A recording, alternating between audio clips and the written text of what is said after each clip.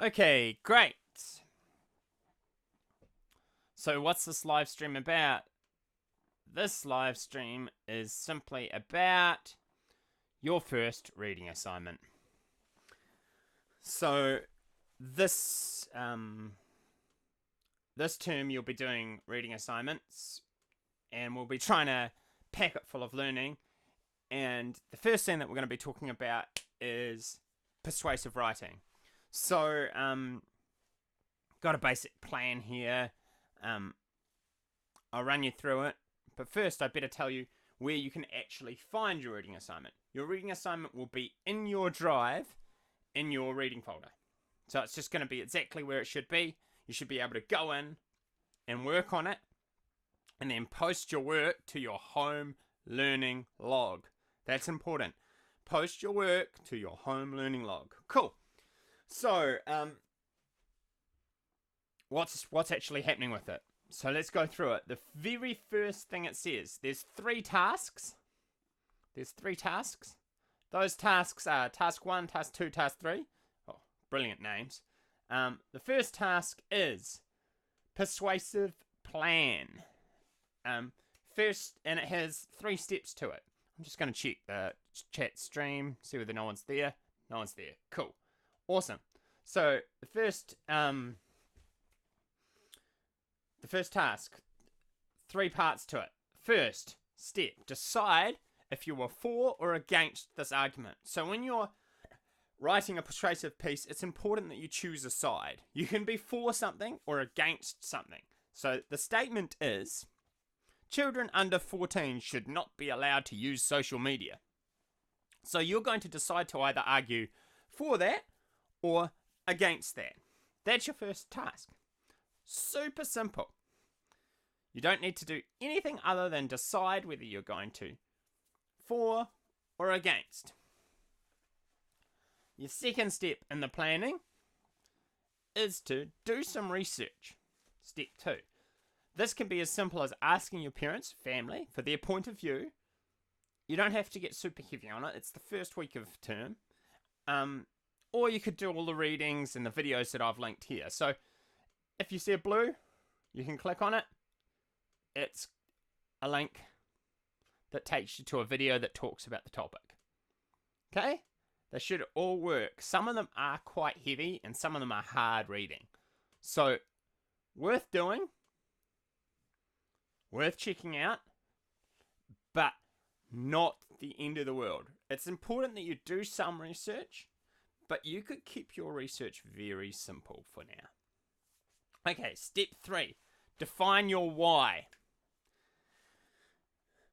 So, you've chosen your point of view. Let's say, for example, you are for the statement, meaning you believe that children under 14 should not be allowed to use social media. Defining your why, what I mean by that is choosing at least 2 or 3 main reasons why you think that. So, for example, I've got an example reason. It's highlighted green here. And you can steal it if you want. More time on social media means less time exercising, which leads to the #1 killer in modern society, obesity. That's a true statement. The #1 killer in modern society is obesity. So, that's one of my whys, is it takes away from time to exercise. Other examples of why might be, like for a positive, like you know, that's saying you believe in the statement that children under 14 shouldn't use social media. But if you're going against that statement, like a negative, this time that we're living in right at the moment, without social media, you would feel so detached from your friends, your family, your school. So it's become a huge part of education and life. So you could choose that as your why. Counter argument. Cool. Just reading an email that's come in. Your next step. So you need 2 or 3 whys. They are going to be the topics of each one of your paragraphs. So you must have 2 or 3 whys. talk to your parents, look at the research that I've provided you with to come up with your 2 or 3 whys. Your next thing is we're going to talk about the introduction. Now, there is a YouTube clip talking about the introduction. It is this link here. It's blue. It's nice. It's easy. Click on it. It's not 100% what I would say, but it's pretty good. Check it out first, and then I'm gonna run you through here now. So if you need more, check that out. Okay. We are keeping the introduction really simple. 3 steps. Again, 3 steps. One thing you need to keep in mind the whole time is to use strong language. So, your first step, a hook. Your hook has to be an interesting statement that tries to make it irresistible to read. It can be a fact. It can be a question. Looking for something to hook in the readers. So, here's my example. Again, highlighted green. Highlighted green here. 42% of teens care more about their Instagram feed than their school report card. Is that shocking to you? Well, it's not to me. So that's my first statement in my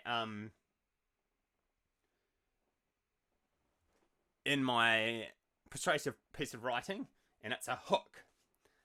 The next step is state your point of view clearly. So state what side of the argument you've chosen. I've got an example here. This is again for the statement or against social media.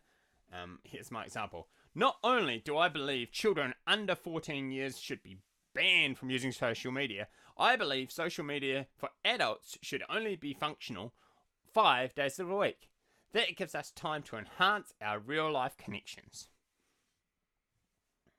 And then your third, so that's 2 things. So first, hook. Second, state your point clearly. And third, mention your whys, or mention your 3 whys, the reasons why you believe what you do. I've given an example here. I despise social media because it takes away from family time. That's one of my whys. Causing a worldwide obesity epidemic, my second why, and has a negative effect on our ability to communicate in real life. That's my third why. So your third statement is literally stating your 3 whys. So if we listened to that whole introduction, hook, state your point of view, and then tell them your 3 whys, basically. If I read it all together, this would be my introduction. 42% of teens care more about their Instagram feed than their school report card. Is that shocking to you? Well, it's not to me. Not only do I believe that children under 14 should be banned from social media, I believe social media for adults should only function 5 days a week. That way it gives us more time to enhance our real life connections. I despise social media because it takes away from family time, it is causing a worldwide obesity epidemic, and has a negative effect on our ability to communicate in real life. It should sound like a speech. It does. That's the format that I want you to work on with your introductions this week. So, this week, your main things. Choose whether you're for or against this statement. For meaning you agree with it, against meaning you don't agree with it. The statement is, once again, children under 14 should not be allowed to use social media. Do some research. You can use the links that I've pointed out. Then, choose 3 reasons why you believe what you do. Then, start writing your introduction. Note you've only actually done a very basic plan. Start writing your introduction. You can watch this video if you want. Your introduction has a hook, a statement, and you mention your 3 whys. That's the bulk of your literacy assignment. The next thing, fun read. Dogo News. Simple, simple, simple fun read. Read about April Fool's Day. And it's a basic sort of summary. What's the funniest prank to you? What's your favorite prank? How did your favorite prank work? Sorry. Why was the article written? Who could benefit from reading this article? When was it written? Pardon me. All very simple things, and you can't go wrong as long as you answer them with your point of view. It's not a super hard piece of reading, but there are some good hard words in it. If you click on the words that you're struggling with, it brings up a definition for you. So you should be able to go through and get some of these words. Heartwarming. What does heartwarming mean? And even tells you how to sort of say it. Heartwarming. Grateful, rewarding, satisfying.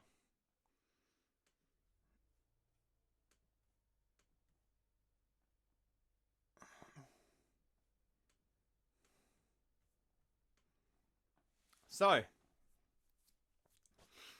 I think that's everything you need to know about week one's literacy assignment. Check it out.